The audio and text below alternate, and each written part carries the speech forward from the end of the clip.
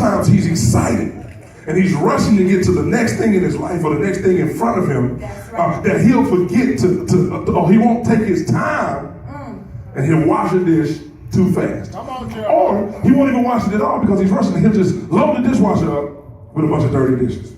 And then the dishwasher's done his thing and he's trying to get his job done. But what happens is, as soon as you get it out the dishwasher, you open the dishwasher up and you lift up the plate, even though the dishwasher is top of the line, Maytag, again. It's done his job. You got, and he's doing his thing, making all that noise at night. You still open it up, and the dish is still dirty because there was no preparation. Let somebody say preparation is important. Hear me. So what happens is, instead of him being able to take the dish and put it in the cabinet, what does he have to do? Got to do it again. Because mama done came downstairs. So what I'm saying, what ends up happening, so what we have to do in life, what we got to realize is that when we don't do it right the first time, and we go forward too fast, we have to do it all over again, and God still, he tried to do his thing in the midst, but it still didn't work because you moved out of position too fast. I just want to talk to somebody today about going forward too fast. Woo! Some just dropped in my spirit. Look at this. So if you fast forward, right, and you miss something, what do you normally have to do? Rewind. Then you miss it again, so then you have to what? Rewind. And then you miss it again, so you gotta. And we don't realize that we're doing this continuous cycle where we're fast forwarding and rewinding. We're starting back from the beginning, and we're going, and we're coming back here, and then we're going because we didn't take the time to prepare. So even though he's going through this cycle where he's washing the dishes, and then I have to come downstairs and tell him to stop, and then you got to rewash, and then you don't rewash the correct way, and then you got to put him back in. He's going through the continuous cycle, so you find yourself doing a whole lot. Feeling like you're real busy, but you're not going anywhere. You're just like the hamster on the spinning wheel. You're running real fast, but you're not going anywhere. Turn to your neighbor and say, neighbor, are you running? Are you running? Are you going somewhere? Are you going somewhere? It's a difference. I'm going somewhere now. It's a difference. Before I was the other one. All right, first point. We're going to move today. We ain't going to be here long because we got a lot going on. It's going to take all day to get God's word out. First things first, let God control. Let God control. So one of the things me and my wife have, right? When we take trips and stuff, one of the things we do, I'm trying not to get out of my after 3D church fried chicken ministry revolt. But what happens is we have this DJ battle, like who gets to choose the music? Oh yeah. Who gets to control the radio? Or anybody take road trips? And you got your playlist you like. I got my Dave Hollister, I still like my Dave Hollister. I'm saved, I'm married, I still like my R&B, but I got my, I got my tank. I like to ride out a certain kind of way. You know what I'm saying? And she got her oversaved out of McClurkin.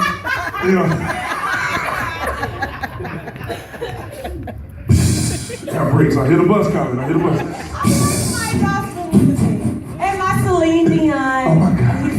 So, and I got my usher, I'm just my way, I'm trying to do it my way. I'm riding down the road, and then we have this battle between who's going to control the radio. So we found a system that I take my time, and I have my moment, and I do my song, and she do her song. Right. And then I got to go back to mine and do my song. So we found a compromise. But what I'm saying today is exactly compromise. Number one way to stay together.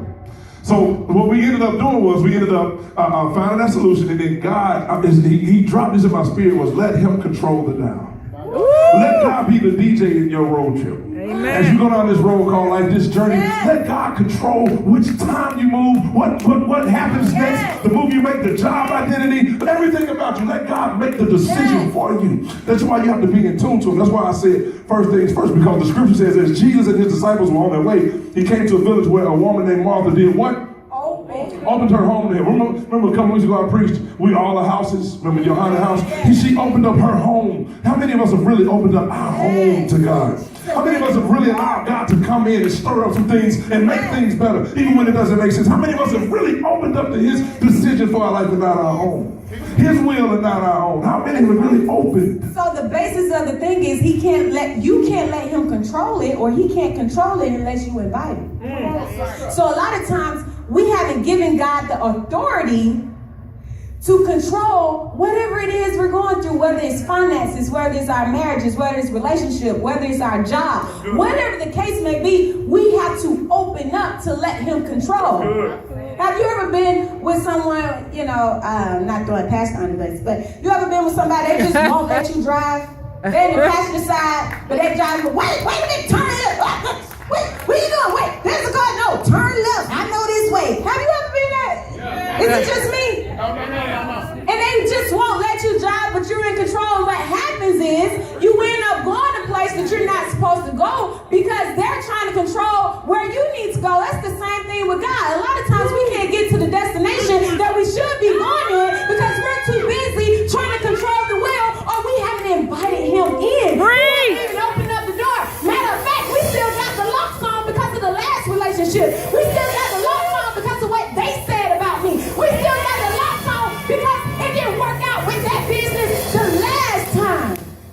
Amen. So guess what it all come back to?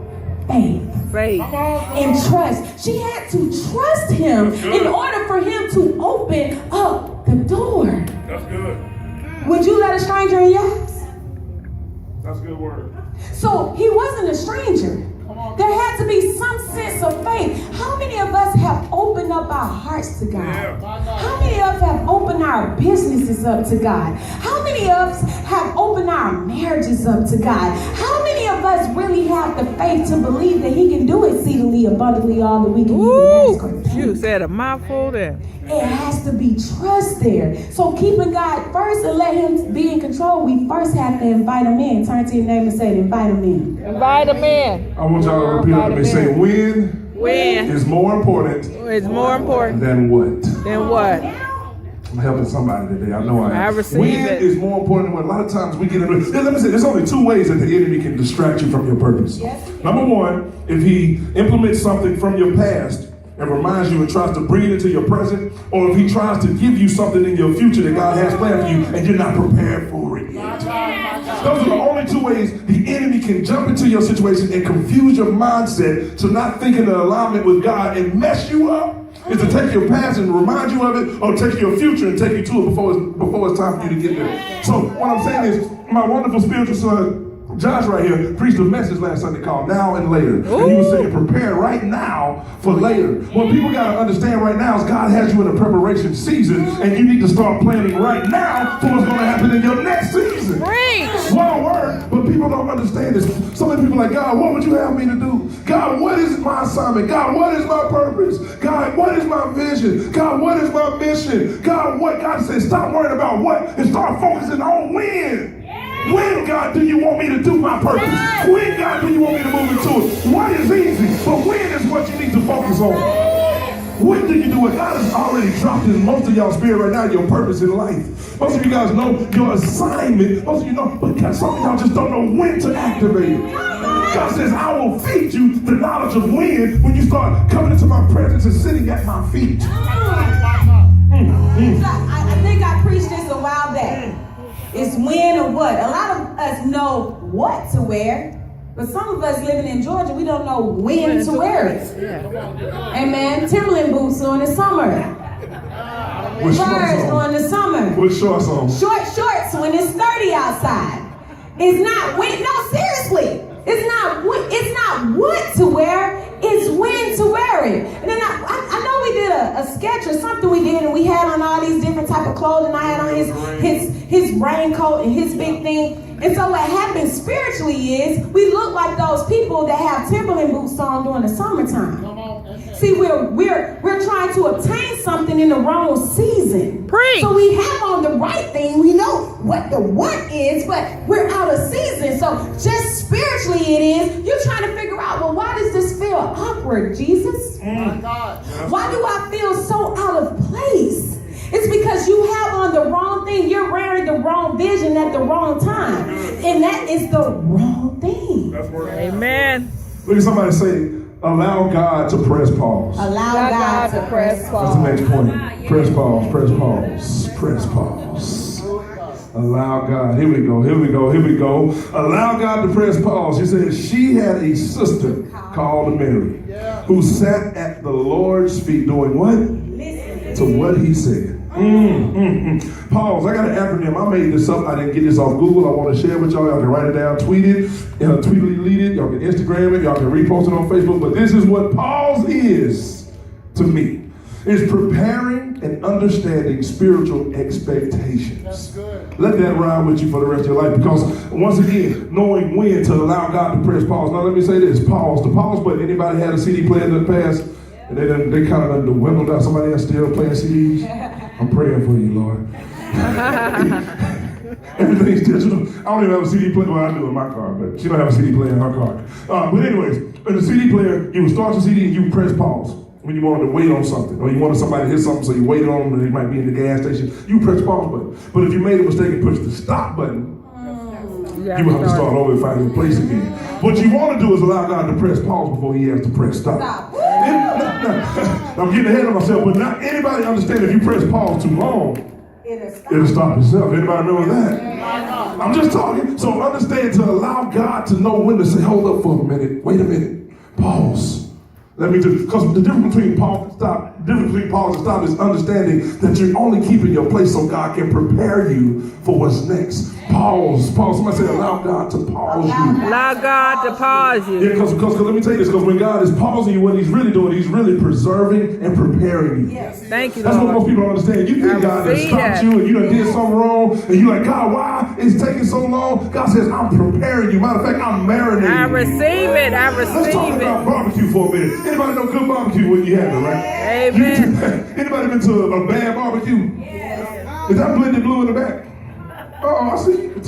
Everybody say, hey, Tanisha, she came to church. Hey, Tanisha. Anybody been to a good barbecue? Talk to me. You know, when you've been to a bad one, though? You can tell when they just got the ribs out the freezer at Publix and put some seasoning on and threw them on the grill. Yeah. They weren't even thawed all the way out yet. And they all tough, the bone barely tear. But you know the ones that's been sitting in the sauce all night? The ones that sat in the refrigerator in the Coca-Cola, come on, the Italian dressing. And then they slow cook on the grill for about 3 hours and they just fall off the bone. Come on, God says right now, I'm not stopping you. I'm just marinating you with my grace. I'm taking you through my process so you can be better when I serve you to the world. Come on, somebody. Come on, just receive that in this way. I receive it. And check this out. Being marinated does not always feel good. Yeah. It's a process.